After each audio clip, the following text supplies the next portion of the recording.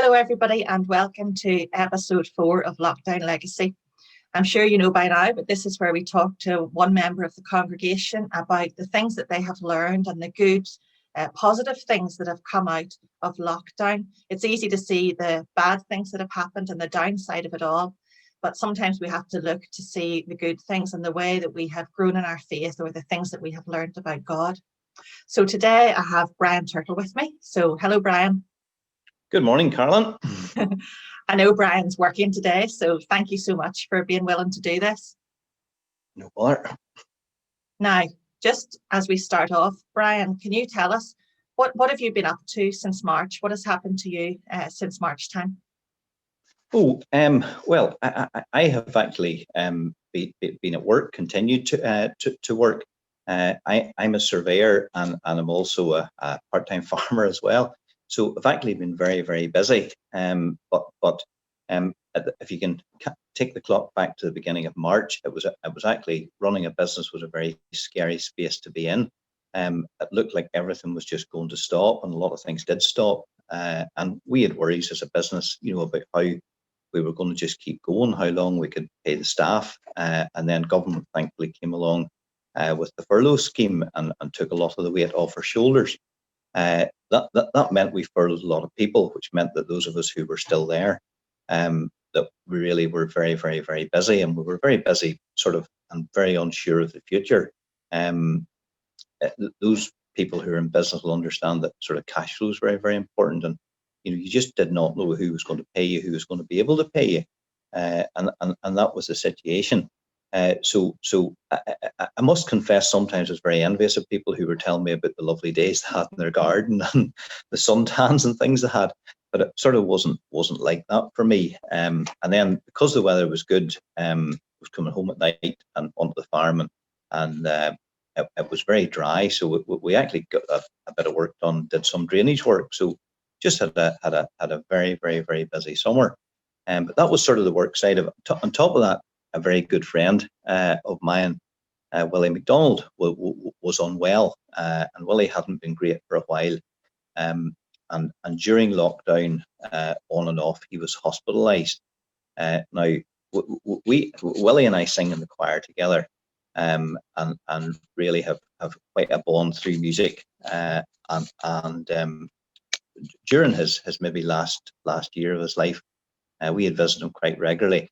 He's like a lot of people his age group. He likes a bit of good homemade grub, and Hilary Ann would have made him some food, and I'd have taken it over. Sometimes it was just flying in the door, Willie, I'm running, I'm going somewhere, and you were there 30 seconds, and other times you maybe were there for half an hour, and enjoyed a bit of blather and a bit of banter. But Willie's health really deteriorated quite badly in probably March, April, May. And he wasn't a bit well. He had carers in looking after him. So I know in theory maybe we weren't supposed to, had to be very, very careful visiting people. But I'll tell you a wee story. And I had a great dilemma with that. What do you do? What do you not do? So I used to go to the back door for the first maybe 10 days of lockdown, went to the back door and shouted and sort of stuck my head into the kitchen and checked he was okay, and left things and went on, talked a minute or two and went on. And then one day I shouted and there was nothing. There was no Willie. And I went into the kitchen, there was no Willie there, and into the kitchen, into the living room, no Willie. Shouted again. And Willie was actually in the downstairs loo. And unfortunately, he had got stuck. He used a relator and he had actually went into the loo and got stuck. But he was on oxygen. And what I didn't know was his oxygen had ran out. And had to go in and get him out, and he got back onto his oxygen, and he was okay. And for me, that was just a wee sign for me that I was to visit Willie and keep visiting Willie as some other folk did. So that took up a lot of time, but it was beautiful time. It wasn't a burden. It was just nice to be with him. And sadly, over the summer, he passed away to glory to be with his wife, who he really yearned to be with. So that sort of kept me going. Then, like a silly idiot, I fell about 8-9 weeks ago, and I broke my thumb, and I've been in plaster of Paris up to last week. And that might seem like a little thing, but you can't do an awful lot of things. You can't put in buttons, you can't open a pot of jam, and I'm not allowed to drive. So that's been a bit of a downer. it really has been a bit of a downer, but that's life. You get on with it. So Yeah. that's sort of been happening in my life. Okay. Well, you've already mentioned maybe some challenges, but is there anything else you want to mention? Are there any things that you find particularly challenging over these months? Well, a few things. Going back to work, I would do work across the water a bit. I would work in Scotland and in England, and I'd maybe over once, twice a month doing things. And it became literally almost impossible to do that because there were nearly no flights. I was very anxious about taking flights. I was very nervous about that, and I just found that quite difficult and quite frustrating. But managed. There was always a way around and able to do things and try to do them safely. And it's funny how there's always provision. One day I was really frustrated. I had to do a job in down near London, and it was for a good client, and he couldn't get anybody in England to do it because people in England weren't really they weren't really working, and he needed this done urgently. And this is somebody that very good client who's been very faithful to us, and you have to look after people.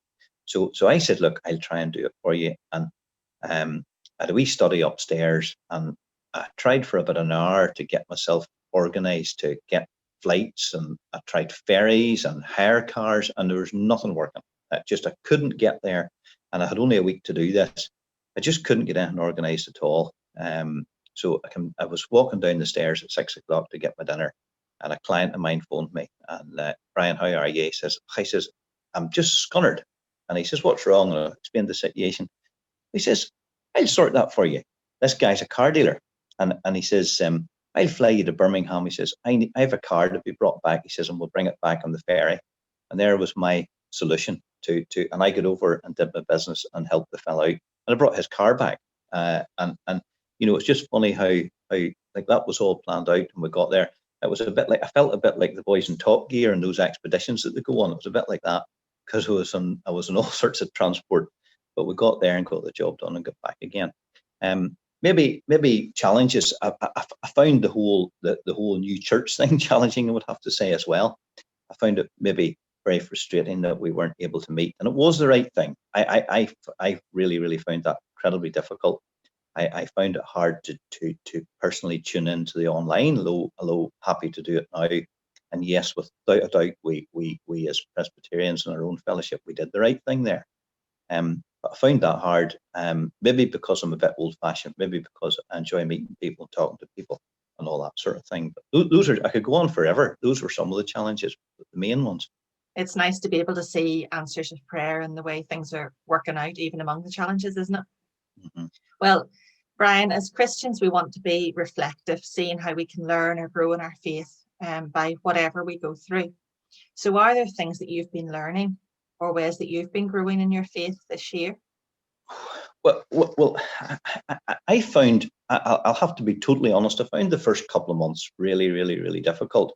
And was I growing in my faith? I maybe was, but I found it difficult to see. And then you spoke to some people, and they seem to have almost great spiritual experiences, and that God was very close to them. I actually personally didn't feel that, and I think maybe that was because I was missing, the fellowship of other believers and not talking to them as often, as I would in a church type situation. But I do have a load of people, both good friends through church and good friends through elsewhere, and good friends who work here, Christians. And I was talking to them and talking with the family, but I really did honestly find it pretty hard. But I suppose everything moves on, and then suddenly, I think maybe the penny dropped with me that God was in control of all of this, and you then get a peace. And maybe I found out through my frustrations of the things that I couldn't do that I thought I could do and that I wanted to do. I found out that those things weren't going to happen. And I suppose I did get, it just taught me that life's not all about me, and I might plan this and I might plan that, I might plan something else. And I think in positive things. Every year, Jonathan Reed and I, his last few years, have gone to Toom Horse Fair. That didn't happen. We had great plans to go to the biggest horse fair in Europe, which is in Ballinasloe. We're there last year, and we're going to go for 3 or 4 days this year. That didn't happen either. Great plans again to go down, with Billy Swan, Hilary and I go down and work with the Dublin Family Outreach. That wasn't happening either. So, those were, I suppose, frustrations again, but they didn't happen. But it's very interesting how, other things have actually, other things have opened up. And maybe, I have sort of thought a wee bit more maybe about the people around me, my neighbours and people much maybe more local, because, we haven't been able to go those places. And it is easier, without a shadow of a doubt, to be a witness 200 miles away where nobody knows you than it is just 200 yards up the lane or up the road. So it's been learning. It's been that, those things have been positive. Yeah, that's a really interesting thing, isn't it? To think about the people around about you rather than the people so far away. So if you were to take one thing away from this year, Brian, what do you think it would be? Very, very simple and very short, that we are not in control, that God's in control. We might think we control things, but we don't really. Short and sweet. Yeah. Yes, I think we've all learned that. Thank you.